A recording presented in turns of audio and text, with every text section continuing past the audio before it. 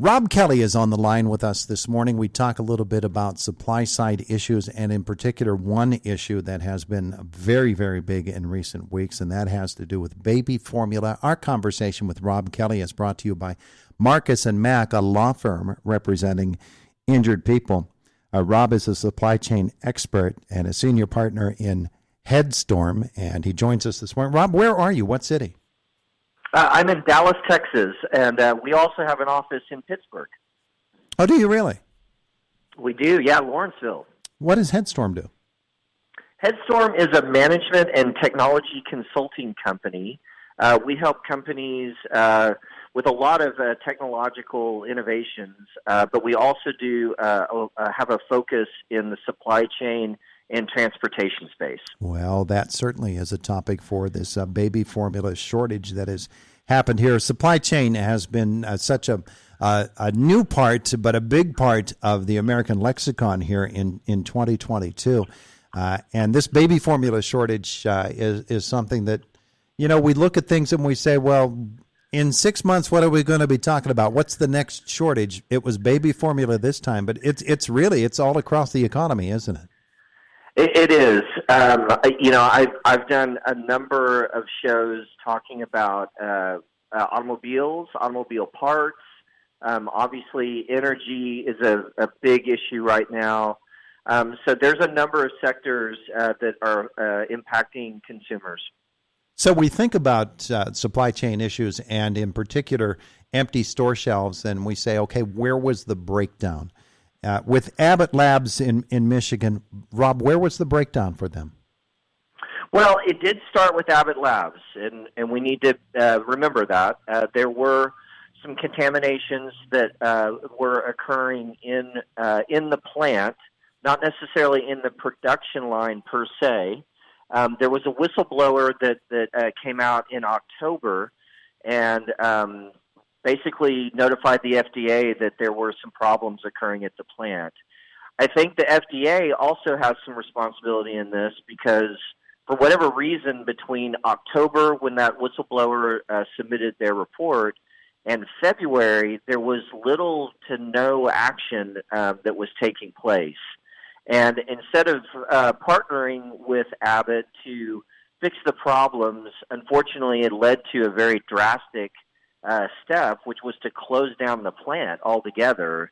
And you're talking about a plant that supplies 20% of all baby formula to the United States. So that was a pretty drastic action with a large negative impact to the country.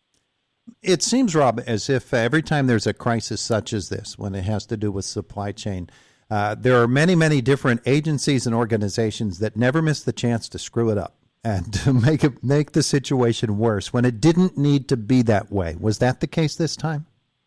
I believe so. Again, if you go back to October, if there were steps that could have been taken more quickly, I would imagine that it would not have led to such a drastic thing as closing down the plant altogether. So, I think what the Health and Human Services Department is doing is valid to review the protocols of the FDA, make sure that they executed those properly, and try to find some lessons learned from this. Well, those lessons have to be not only learned, but then applied, because there's another shortage coming in some industry that's either going to be related or unrelated to baby formula. And our country seems to have really lost the ability to conduct investigations like this and not turn them into circuses.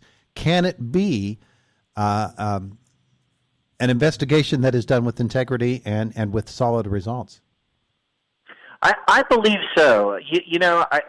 Not to defend the FDA necessarily, but we were all going through COVID, and there were spikes.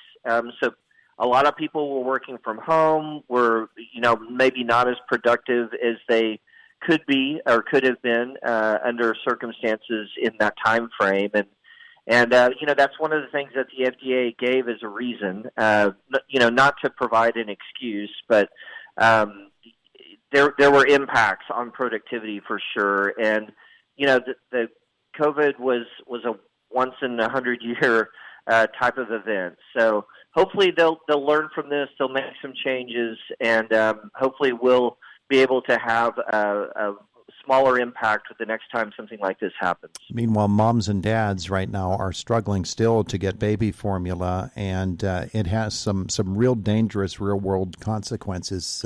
Are they able to handle it? Is the United States stepping up and filling the breach? It to some degree, yes. Now, we do have, the biggest challenge for the United States is that we have the highest nutritional standards in the world, quite literally. And what that means in terms of baby formula is that there's really only 3 or 4 countries that can even help us because there's so few countries that meet our nutritional standards. We are receiving shipments from Great Britain and Australia, and so that's good. It is not certainly the volumes that we need. And so really what we need is that Sturgis plant to reopen, which it has now, and ramp up its production. I think that parents are going to need to stay vigilant for the next probably 4 to 5 weeks before the shelves are really stocked in a material way. It's amazing to me that it's at times like this that we find out what really goes into putting a product on the shelves. I can't even recall what the product was. I was watching on the news the other day. They have plenty of the product. It might even have been baby formula. What they don't have is the glue to hold the container together to put it in. Those sorts of things that we never think about until the time comes up that, okay, we don't have the glue. We can't put the package out because there's nothing to hold it. There are problems that need to be overcome in supply chain up and down the manufacturing process and then the marketing process and getting it out onto the shelves. Is our country adequately equipped to handle all of those different problems? When something like that comes up, can America respond as quickly as it should? I'd say in some cases, no, to be quite honest with you. I think that companies have done an amazing job over the last, 30 years or so of becoming highly efficient. But in doing so, they've created kind of these single points of failure in parts of their supply chain. So when one link in that chain breaks, it has a cascading effect. And I think that's what you see here. Abbott was running very, very efficiently, but it was doing it through essentially, one primary manufacturing location. So if that location goes down, and in this case it was, federally mandated, it's going to impact the country. And you see it in other sectors of the supply chain as well. Automotive, technology, there are other things. And companies are working to make changes based on what they've learned over the last, 2 years or so. So I think you're going to see some drastic changes. I'm hopeful, too, that this means that manufacturing itself in the United States may increase and using technology, using innovation to do it in a way that's competitive with the Far East and in other parts of the world. That's an interesting point that you raise because that's really what it comes down to is if we set up an industry that is going to run based upon overseas delivery of products at a much cheaper rate than we're able to manufacture them here, that formula doesn't really work when you get to a crisis situation. America must be competitive on the world market, must it not? Exactly.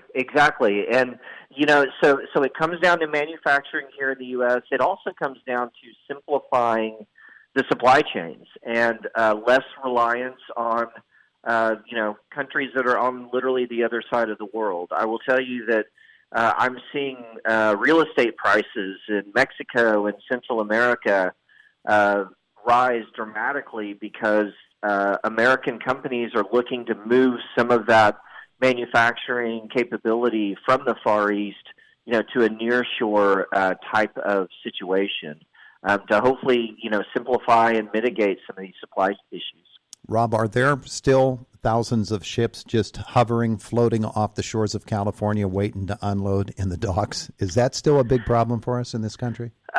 Well, it is still a problem. The good news is right now the numbers are way down. Last I saw, there was roughly 25 ships in the LBC, Los Angeles area. That's down dramatically. However, the COVID lockdown that took place in Shanghai has recently been lifted. So I believe what you're going to see is an increase in volumes over the next 3 to 4 months, which will probably create some port contention again in those two ports. So I think we've got a little bit of a bump here, some challenges for the next few months, and I think it's probably going to take until first, second quarter of next year before some of those supply chain issues really unwind in a material way. All right, Rob. Well, wherever the next shortage is, email that to me, okay, so that I can corner the market on it. There's money to be made. Rob Kelley, thanks so much for visiting with us. So where are we going to learn more about Headstorm? Well, please come to headstorm.com or feel free to hit me on LinkedIn, Robert Kelley, Kelley, and look forward to helping whoever I can. Hey, thanks for joining us here this morning on Indiana in the Morning. It's been good. Yeah, thanks for having me. Take care. You too. Bye-bye. It is the voice of Indiana County, WCCS 101.1 FM and AM 1160.